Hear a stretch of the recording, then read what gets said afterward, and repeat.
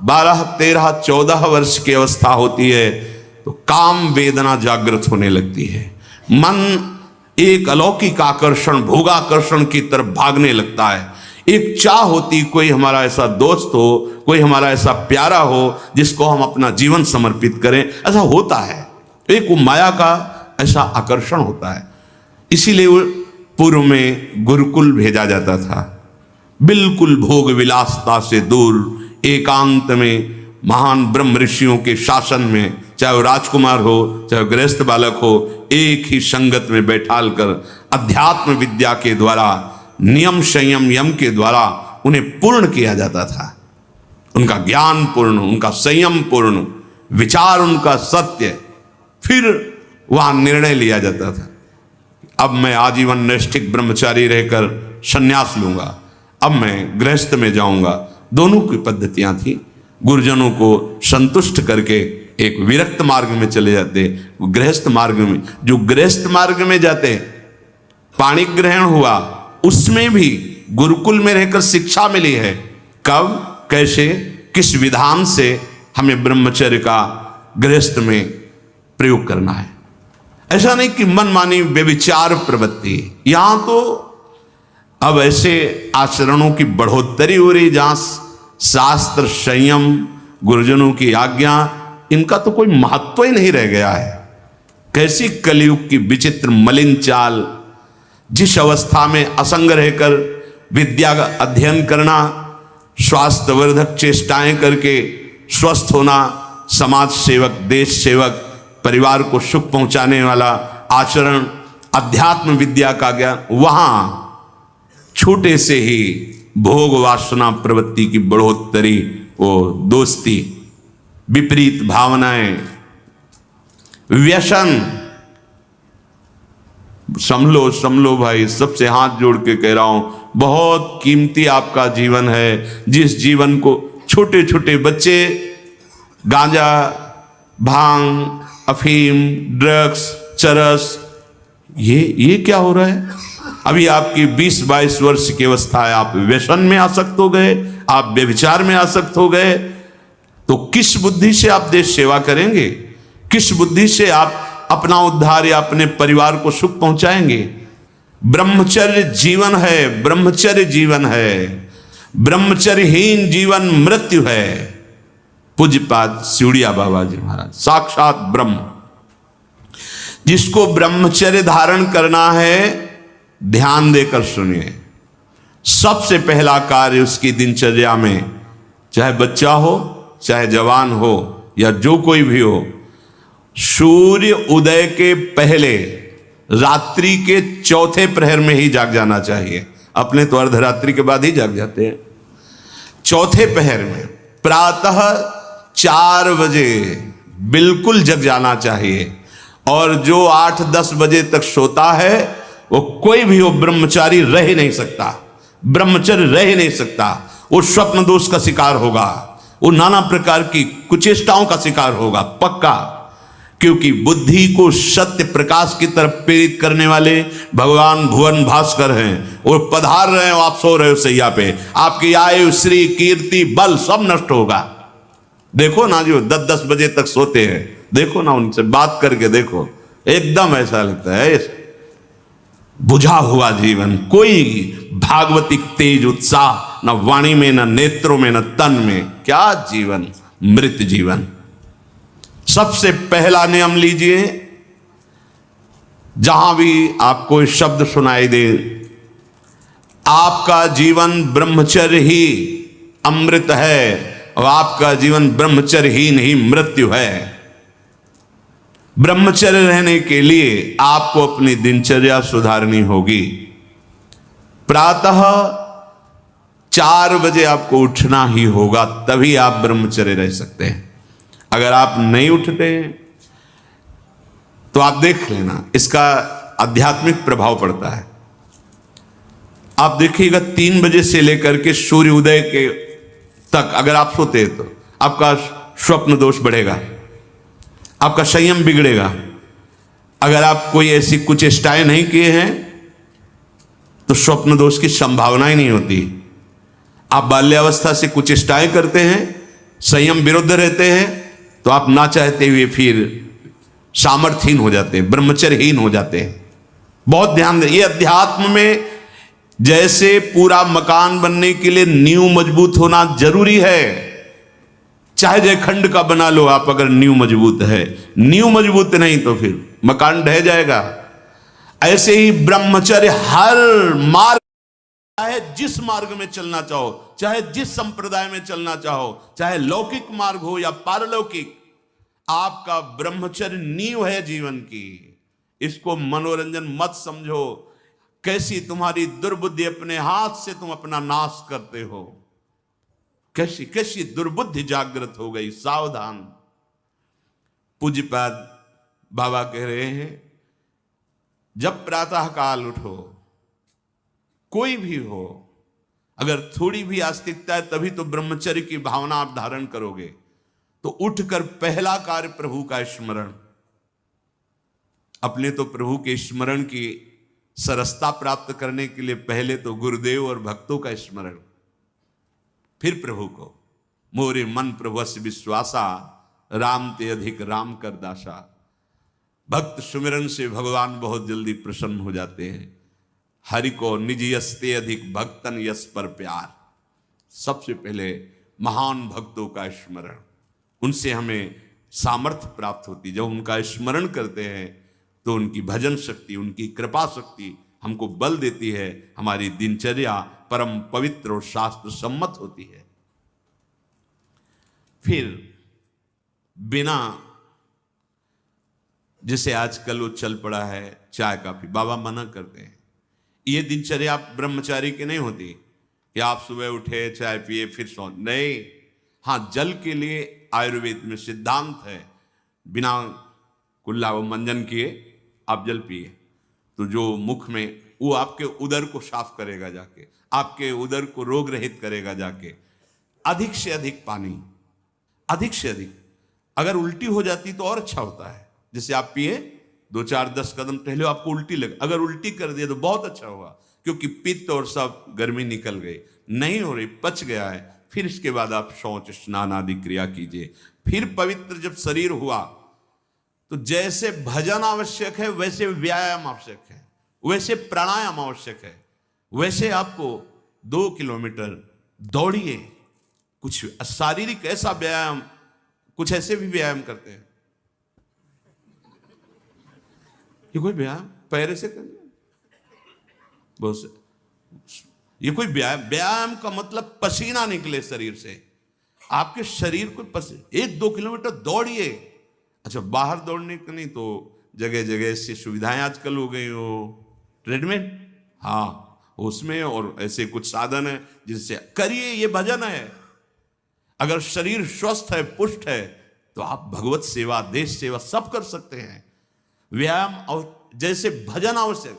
अगर तुम्हें व्यायाम ही करना है, तुम जवान हो और 3-4 खंड की सीढ़ी, तो नीचे आओ, नीचे से ऊपर 11 बार उतरो, दौड़ो, अभी व्यायाम हो जाएगा। नीचे सीढ़ी से शुरू करो और ऊपर तक जाओ, फिर नीचे आओ, फिर ऊपर 11 बार करो, देखो पसीना आ जाएगा, दौड़ो। ब्रह्मचारी बनना है तो ब्रह्मचर्य पचाने के लिए भी तो चाहिए ना। अब आधा घंटा पद्मासन, 30 मिनट कोई बहुत नहीं होता। बैठ करके आप प्राणायाम, अनुलोम विलोम, जो भी, जो आजकल शिक्षाएं भी दी जाती है इसकी, आप उसको कीजिए। आसन पे बैठिए, आपका शरीर स्वस्थ रहेगा। फिर अगर आप विद्यार्थी हैं तो जैसे हम शास्त्र स्वाध्याय करते हैं उसी भावना से आप आप देखो, अगर स्मृति आपकी प्रवीण ना हो तो बताना, और आहार आपका सात्विक हो। छोटे छोटे बच्चे, चाय काफी, ये अवस्था है बच्चों की, चाय काफी के। अब 50-60 की अवस्था हो गई, शरीर बहुत, वो ठीक है। ऑफिस में बहुत काम पड़ रहा है, वो थोड़ा ठीक है। अब नए नए बच्चे हैं और चाय काफी और ये व्यसन, भला ब्रह्मचर्य रह पाओगे? वैसे रह जाता है। परम पवित्र विचार वाला, परम पवित्र आहार वाला, परम पवित्र जब आपकी चेष्टाएं, तब इस महान शक्ति को धारण किया जाता है। ऐसे थोड़ी होता है। बड़े बड़े महापुरुषों से मिल मिलकर, रो रो कर प्रार्थना करके आप बताइए, उपाय बताइए जिससे हम अपने साधन संयम को नियमित संयम में रख सके, ऐसे भाव से चल सके। आपको तो बिना किसी प्रयास के सुनने को मिल रहा है महापुरुषों की बातें। बिल्कुल समझ, आप रह के देखिएगा, एक नवीन उत्साह। और हारिएगा नहीं, आपने यदि गलत संस्कार बना लिए तो हारिए मत, कुछ समय। अब आपकी दिनचर्या में दो प्रकार के ब्रह्मचर्य, एक आजीवन ब्रह्मचर्य, तो वैरागी का तो आजीवन ब्रह्मचर्य होता है, जो प्रवृत्ति गृहस्थ मार्ग में उनका संयम का होता है। शास्त्र संयम के अनुसार बर्ताव करे तो उसका जीवन बड़ा सुखमय जाएगा। केवल मन के अनुसार चलने पर कि आप गृहस्थ हैं तो आपके लिए छूट नहीं। देखो, परम ब्रह्मचारी भीष्म जी अपहरण करके स्वयंवर में जीत कर जबरदस्ती राजकुमारी, वो एक राजधर्म है, मैं ले जा रहा हूं राजकुमारियों को महाराज विचित्रवीर के लिए हस्तिनापुर के सिंहासन पर आरूढ़ है, जिसकी ताकत हो छोड़ा, वो राजाओं का है। अंबा ने तो अस्वीकार कर दिया कि या तो आपने अपहरण किया, आप स्वीकार कीजिए, नहीं तो मैं उनको दो जो। अब वो संयम को भूल गए। महाभारत प्रसंग में है, राजा क्षमा रोग हो गया और मृत्यु को प्राप्त हो गए। बहुत सावधानी। ऐसा नहीं कि आप गृहस्थ में हो तो आप, ये कोई आपके लिए धर्म नहीं है। धर्म संतानोत्पत्ति, भगवान की सृष्टि पूजा के लिए, वो भी संयम भगवत भाव में स्थित रहते हुए। ये मनुष्य जीवन ऐसे बर्बाद करने के लिए नहीं मिला है मनमानी आचरण। यदि सत्संग नहीं सुनते, शास्त्र स्वाध्याय नहीं है, आस्तिकता नहीं है, तो चाहे स्त्री शरीर चाहे पुरुष शरीर हो, पशुता रहती है। क्या जीवन है?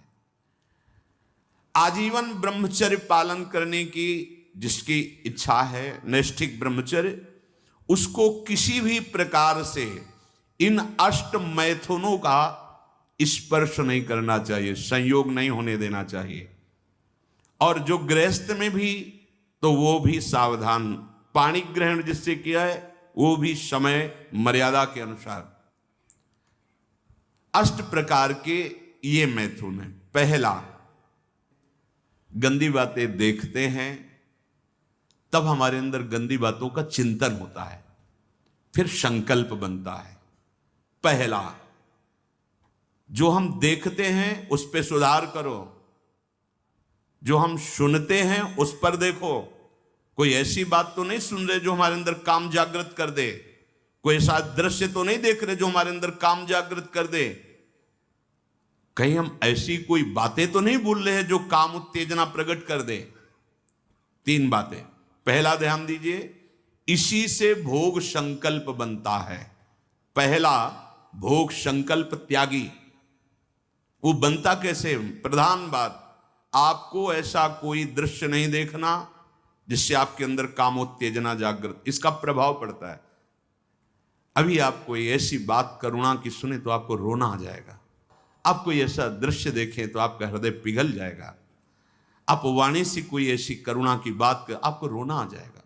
अर्थात आपके देखने, सुनने और बोलने का प्रभाव हृदय पर पड़ता है। यदि आपका देखना, सुनना और बोलना गंदा है, गंदे का भाव आप समझ रहे होंगे, कामोत्तेजना बढ़ाना वाला है, बेकार की बातें केवल ब्रह्मचर्य की होंगी, तुम ब्रह्मचारी रह ही नहीं सकते। आप देखो गंदी बातें, सुनदी बातें, बोलो गंदी बातें, और आप ब्रह्मचारी रह सको, सवाल ही नहीं उठता। जैसे आप गंदी बात देख रहे हैं, सुन रहे हैं, आप कोई चेष्टा नहीं कर रहे तो भी आप ब्रह्मचारी नहीं रह पाओगे। वर्णन हुआ है शास्त्रों में। एक मनोवाह नाम की नाड़ी है पूरे शरीर में, ऐसा कहीं जैसे पित्त की थैली होती है, ऐसी कोई ब्रह्मचर्य वाली थैली नहीं है। ये यहां हर नस नाड़ी में वो व्याप्त है सप्तम धातु। मनोवाह नाड़ी, जो ही आपका चिंतन विकारात्मक हुआ, वो नाड़ी घसीटती पूरे शरीर से उस सप्तम धातु को, और वो घसीट लिया। आपने क्रिया की या नहीं की, आपका चिंतन बिगड़ा हो गया, वो किसी न किसी बहाने से लघु शंका में, स्वप्न में, कैसे भी बाहर हो जाएगा, वो नहीं रुकेगा। संकल्प रहित, भोग संकल्प रहित हृदय कब होगा? जब आपका देखना, सुनना और बोलना पवित्र होगा। बहुत सावधान। आज सावधान होना तो बहुत ही कठिन है, क्योंकि मोबाइल है। जो बातें बहुत गुप्त रखी जाती थी कि नई पीढ़ी, नई समाज हमारी समय आने पर जाने।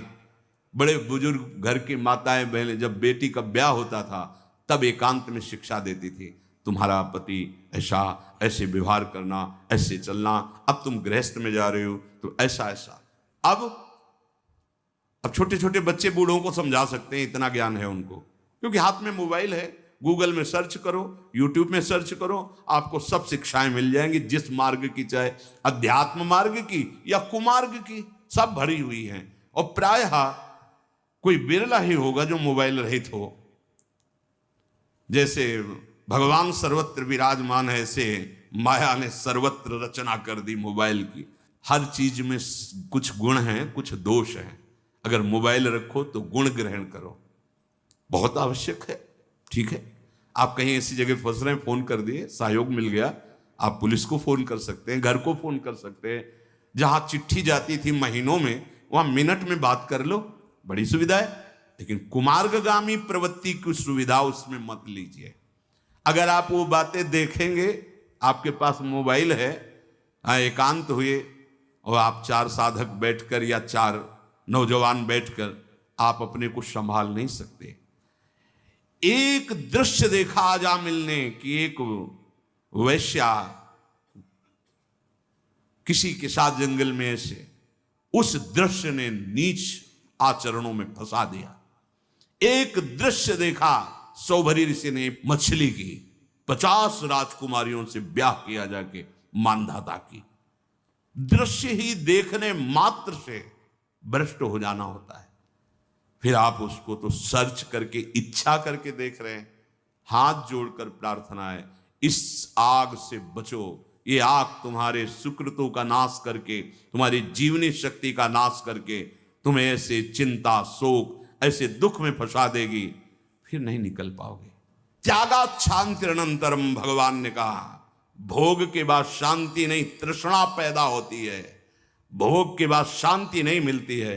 कुछ क्षण के लिए वो कामना का भोग किया इसलिए शांत लगता है, फिर उसके बाद जो उसकी तृष्णा पैदा होगी, वो तांडव देख रहे हो उस तृष्णा का। ये ब्रह्मचर्य पूर्ण जीवन के लिए अमृत पद है। चाहे गृहस्थी में हो, चाहे व्यापारी हो, चाहे किसान हो, चाहे, और विरक्त मार्ग का तो यही मुख्य ऐसा आधार है जिसके ऊपर वो विविध प्रकार की दैवी संपदा का अनुभव करता है। पहला है, जो आप देख रहे हैं, सुन रहे हैं, बोल रहे हैं, वो कामोत्तेजना वाला नहीं होना चाहिए, क्योंकि उससे आपके मन में संकल्प बनेगा। संकल्प भोग का बन गया तो क्रिया हो या ना हो, आप ब्रह्मचर्य नहीं रह पाएंगे।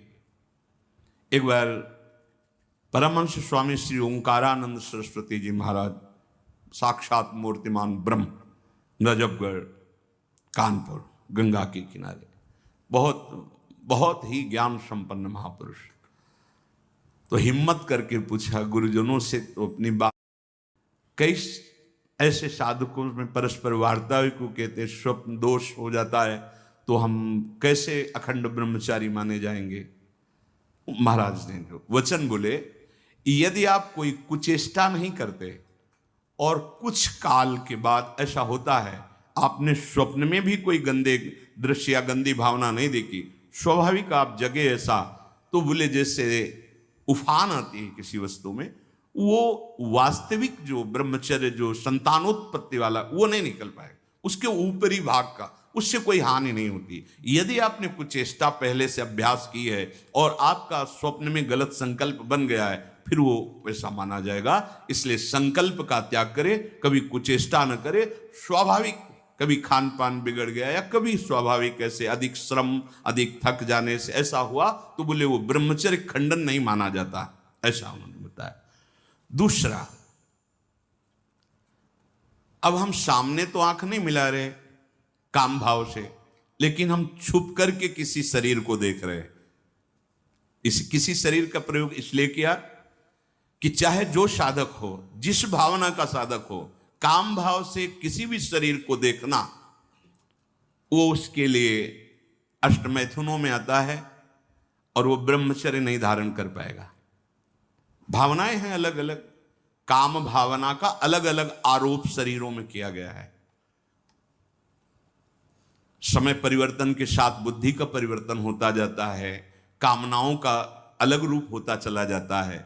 जो हमने कभी शास्त्रों में नहीं पढ़ा वो देखने को मिल रहा है। तो किसी भी शरीर की तरफ छुपकर या किसी बहाने से काम भाव से देखना, अगर ऐसा देखते हैं तो आप अष्ट मैथुनों के अंतर्गत है और आपका भाव बिगड़ जाएगा, आप संयम से नहीं रह पाएंगे। एक बार दृष्टि भूल से चली जाए उसे देखना नहीं कहते। जैसे आप मारो, अचानक दृष्टि गई, बस आप हटा लीजिए। जैसे यमुना स्नान करने गए, गंगा स्नान करने गए, यहां जहां सब परिवार के परिवार स्नान करते, अचानक दृष्टि गई है, अब दोबारा नहीं देखना। अगर दोबारा देख लिया तो अष्ट मैथुन के अंतर्गत आता, वो आपका भाव बिगाड़ देगा। भूल से दृष्टि चली जाए तत्काल उधर से दृष्टि हटा लें।